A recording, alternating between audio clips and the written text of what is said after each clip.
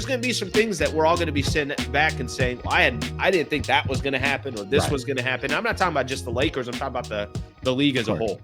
Well, the whole league is on pause right now because of Giannis Antetokounmpo.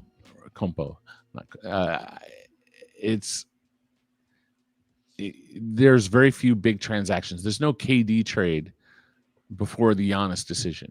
So Giannis can say, I want to be here and stay in Milwaukee, and that's that. Damian Lillard's supposed to be out for probably the whole year next year with the Achilles, right? So the team already didn't have enough. I mean, if that's opinion, so be it. But like the team's just not that great, and even with Dame full strength. So, and they also don't have a lot of picks. They don't have that much that's attractive in terms of, like, if you're trading away good players to get other good players, they don't have a lot to work with. Maybe someone takes Bobby Portis and, Pat Connaughton, and like, that's it. Like Kuzma, like there's just not a lot going on there. So let's say Giannis in a week says, I don't want to be here. Fine. The Lakers don't really have a case to get him if he just says that. The Rockets, the Spurs, there are other teams that are ahead of them when it comes to assets. I don't think the Thunder would really go for him unless they flame out. And if they flame out, maybe that changes things. But pressure there, yeah. Just financially, like if they're paying Chet and Jalen Williams and Shea, plus Dort and Caruso, like their budget's spent. They're not going to be able. Yeah, Hartenstein, and then you do Hartenstein and Chet for Giannis. You can at least argue it, and they have all the picks in the world, so they can do it. But Lakers are at best fourth, and that's at best. And the Lakers don't even have a ton of picks, right? They basically have one that they can trade. They can trade 31 or 32, one of the two. They can do swaps, which is not nothing. And from those, really want to say, well, they owe the Jazz, what is it? It's top 5 protected top. Yeah. So if it's top 4 pick, they still can trade 27, 1 through 4. But like you're saying, okay, the Lakers trade for Giannis, and in a year's time or so, they're going to be the bottomest team in the league to have it. No, so that's like nothing. They don't have anywhere close, but we don't know what Giannis does. And Giannis can simply say, I need to go to the team that I want to go to. Sure. And I don't want to go to the Spurs, and I don't want to go to the Rockets. I don't want to go to my wife is from Fresno. She's a Lakers fan. I've always he said literally when Luka was traded to the Lakers, I'm paraphrasing, that his going to big markets is that all the European players become the faces of the big markets. Yep. That's his dream. Who am I to argue with his dream, right? Is Houston a big market? We could debate it. San Antonio is not a big market. Great organization, and they've done the best with in the last 30. As long as I've been around, they've been incredible. Other than like my childhood, since the 99 or so, they've been just amazing. And yeah, they've been down a little bit, but they're, Wembanyama, Fox, they're going to be fine. Maybe he doesn't want to be there. Maybe he doesn't want to go to Houston. Maybe he does, but he really controls this, because if you get past this trade, this offseason, it's really difficult to trade a $54 million player in season, by the deadline. And then if you wait, you're the Bucks, you wait, and now he's going into 26, 27. We're talking next offseason. He has an option for 27, 28. He's at that point an expiring contract. And all he has to do is say to Houston, to San Antonio, you can trade for me, but I'm not going to stay. Yeah.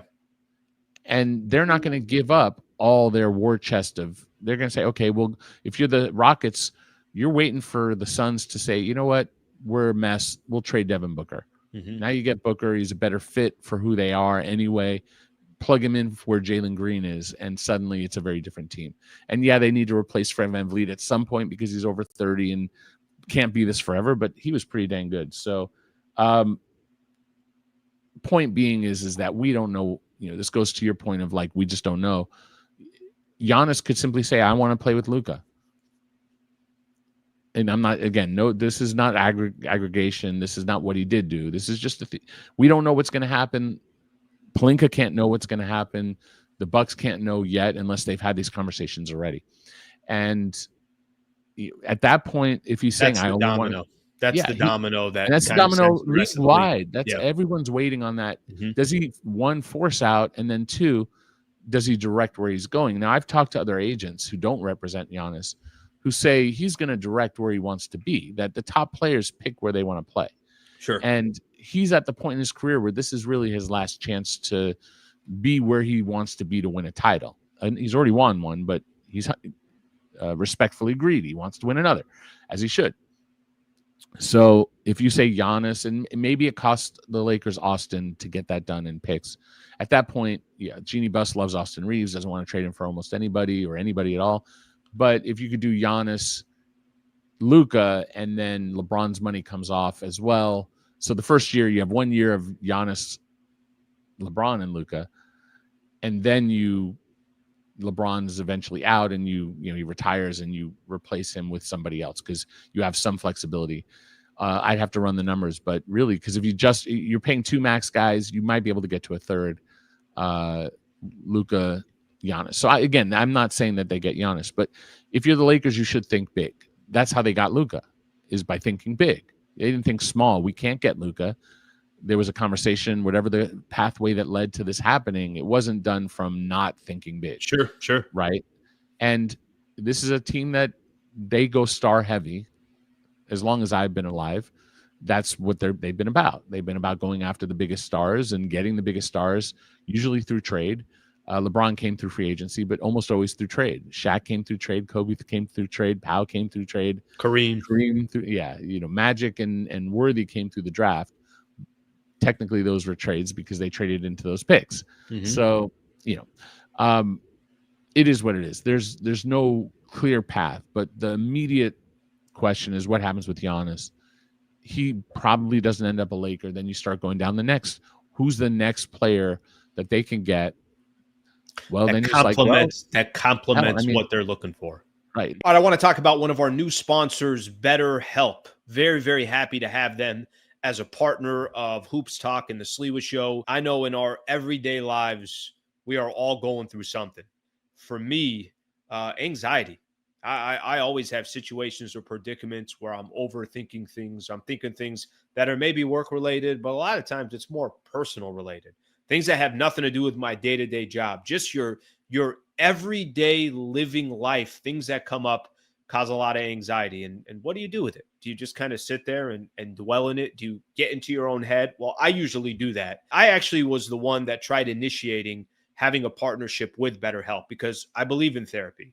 I believe that talking to a professional and talking to somebody can actually genuinely help you. And it's something that's important for everybody. I come from a background where, hey, I don't know, push that down, or you know what? No, man up and take care of it.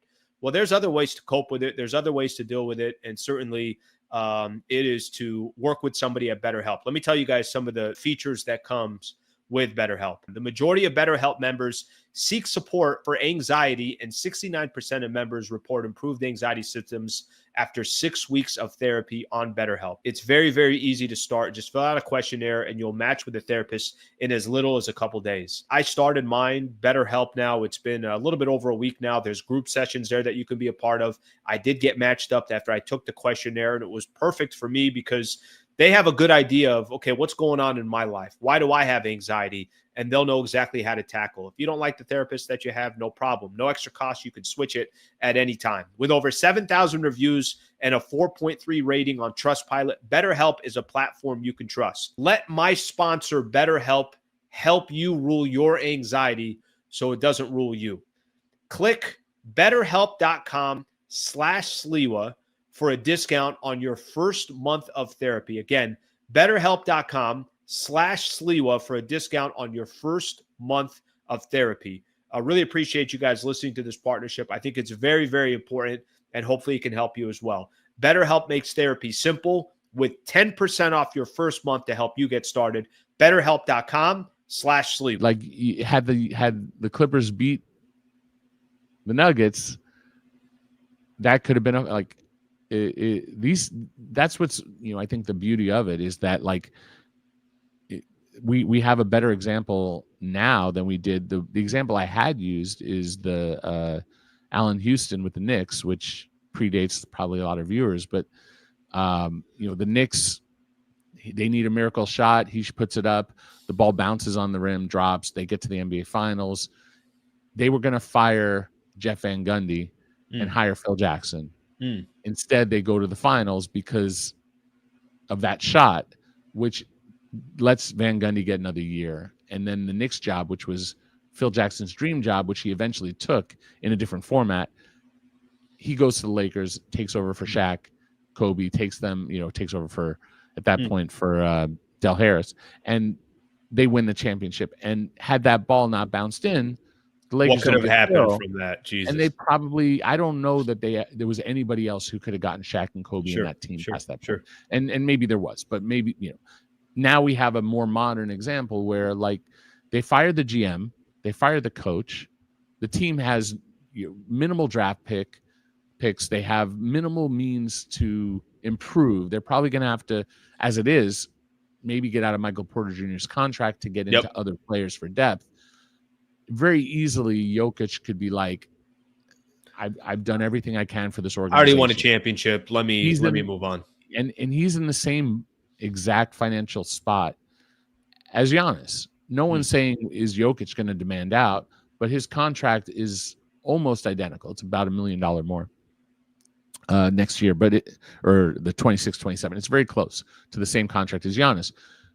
Jokic is the next. Like maybe they get beat in this series, and maybe Jokic at this point says, I'm done. I've done everything I can. Maybe Aaron Gordon keeps hitting game winners and the team wins another championship and Jokic extends. And it's just like that one dunk by Aaron Gordon. Otherwise it's 3-1. Could change the trajectory of everything. Yeah. And that could have been how, like, they could have paired up Jokic and Luka in theory, and that dunk might have put us on a different timeline. And again, I'm not saying that this happens. I'm saying that the Lakers think big. They think the top players. They don't think, let's go get the bottom guy, like the best possible, whatever. What is it? The MVP, the minimal viable product, not the MVP of the league, right? That's a business term. That's not a great term. It's like we're putting something out that's just good enough to just be good enough. That's just not how they think, right or wrong. And they've had a pretty good track record. Obviously, they haven't won since, the last few years, but Laker fans are spoiled. What they do. Yeah. That's what they do. The Lakers haven't won since 2000. Well, like the Knicks haven't won since what? Well, they haven't won since 2020, and the Knicks haven't won since the 70s with Phil Jackson. Right. What year did they win? Like, I don't even know. They might predate Knicks, me. 75 maybe. Yeah. Okay. Something like that. Maybe even before that. I'm not even sure which year that was. So basically, Lakers fans are spoiled. Like 72, maybe, I don't know. And if they're upset that I'm saying that, they shouldn't be. Like, it's a privilege to be spoiled the way that the Lakers fans have been. And they just the people are like, I can't. They got Luka. The Lakers continue to be spoiled. But I'll just kind of wrap it up on like one last thing. When the Mavericks got Kyrie, I had spoken with someone with the Mavericks who said, like, this isn't going to be our year. There's no way that we can get Luka and Kyrie together. We needed Kyrie, but we knew that we had to hurt our depth to get him. It was and a we knew step. Take an off season to get the pieces around him.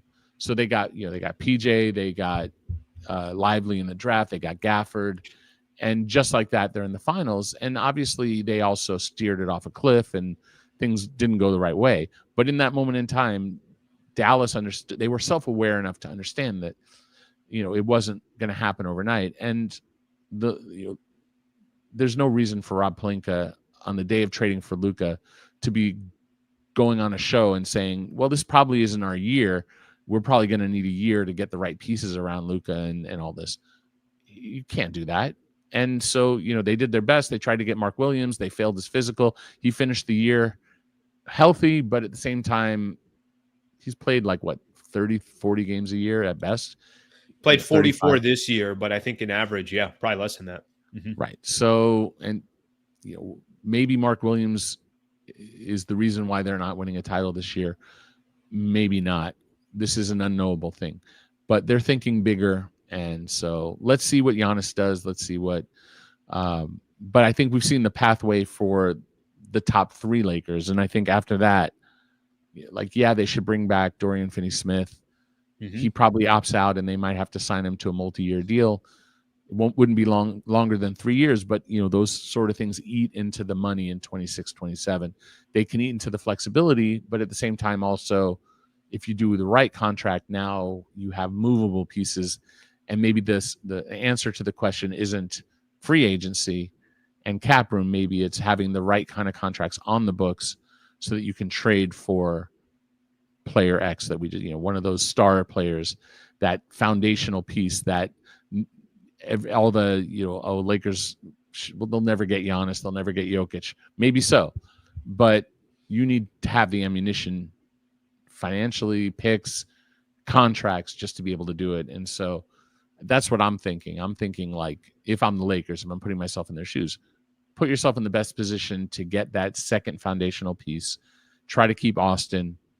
If you have to lose Austin, but you get somebody that's absolutely earth-shaking, then it's a no-brainer. Right. Yeah. All right, if you enjoyed this clip and you want more, just subscribe to the channel. Monday through Friday, 8 a.m. to 9 a.m. is the Sliwa Show. And then after every Lakers game, post-game show right here.